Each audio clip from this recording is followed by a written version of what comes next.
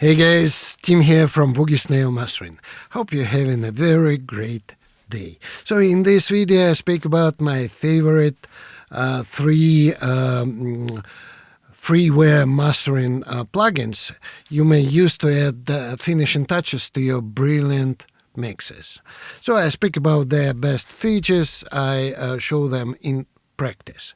So before we start, please remember, if you have a mix that you need mastered, request a quote at BSMastering.com and receive 50% of your first order. I would also very much appreciate, guys, if you subscribe and hit the notification bell to support my channel. It helps me to bring more videos. And now, let's get started.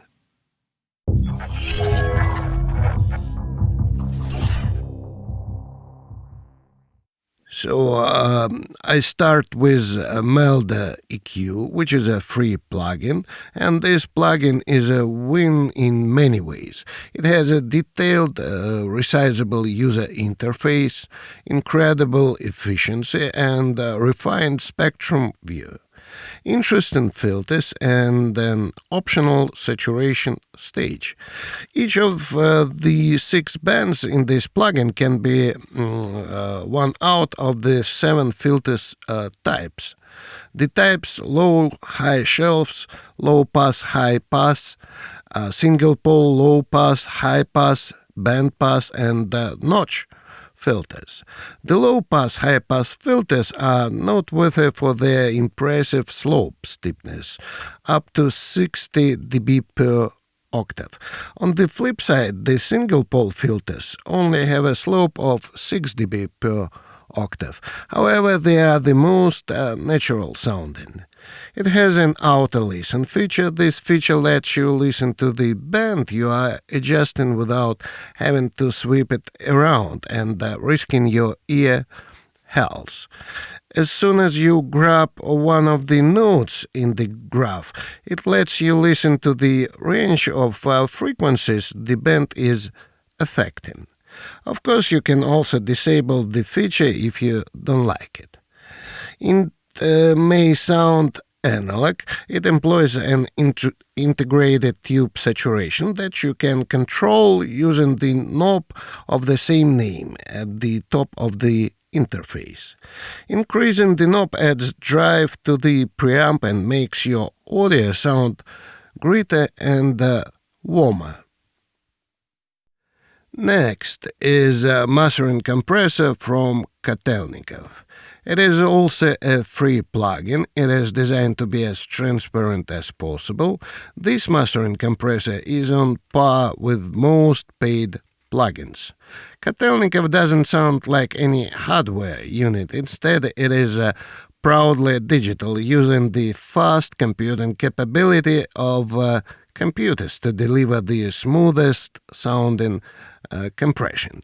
It employs an innovative mix of peak and RMS compression that lets it preserve the timbre and punch of the original audio. It also features extensive stereo processing options and oversampling to make the plugin that much more suitable for mastering. The low-frequency relax section features a high-pass filter that can vary from 25 Hz up to 500 Hz. Further, it offers 4 steepness slopes: 0 dB per octave, 3 dB per octave, 6 dB per octave, and 12 dB per octave. The first one turns off the filter, whereas the last one is the steepest and useful for avoiding low frequency completely. As for stereo sensitivity, despite what the name would lead you to believe, this knob doesn't enable individual compression of each stereo channel. Instead, it is for controlling the stereo link of each detector. So 0% means it only detects the mono signal, whereas 100% means it will follow the channel left right with the louder order. Peak RMS threshold controls the RMS threshold value. So you will have to dial in the amount to start compression. On the flip side, the peak crest knob sets the peak threshold relative to RMS threshold. It can be positive or negative, where a positive value increases the peak threshold over the RMS threshold. And thus the peak compressor becomes less sensitive, so to say. So stereo processing, the drop-down menu labeled stereo in default preset lets you select from 6 modes of stereo processing: mono, stereo, some difference, left and right. Just to clarify, some and difference are mid and side signals. Okay, next is LoudMax from Thomas Munt. It is a look-ahead brick wall loudness maximizer plug-in with a clean, transparent sound. It is designed to retain the original character of the music as much as possible, even at high compression levels.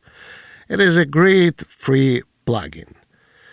It is compact and easy to use. It does its job very well.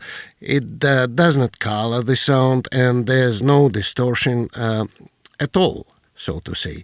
I like it because it doesn't really affect the sound on a drastic level, and is just a good, useful limiter.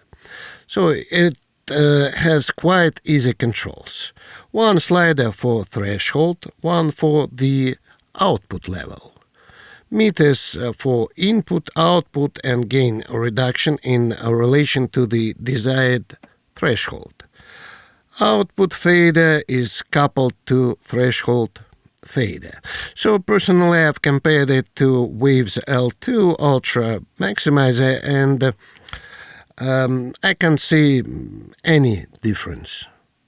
So and now let me show you all these 3 plugins in action as one mastering chain you may use to finish your mixes. Okay, let's A/B this unprocessed and processed order.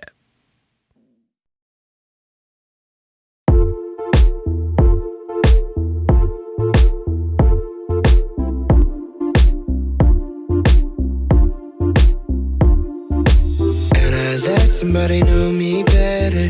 I thought that I would miss her more, but I wake up and I feel better, 'cause I let somebody go. We've been going on forever.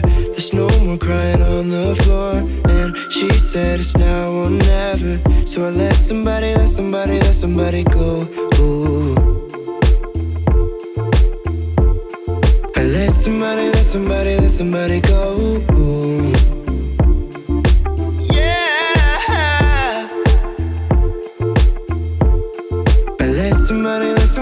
Somebody go. Ooh.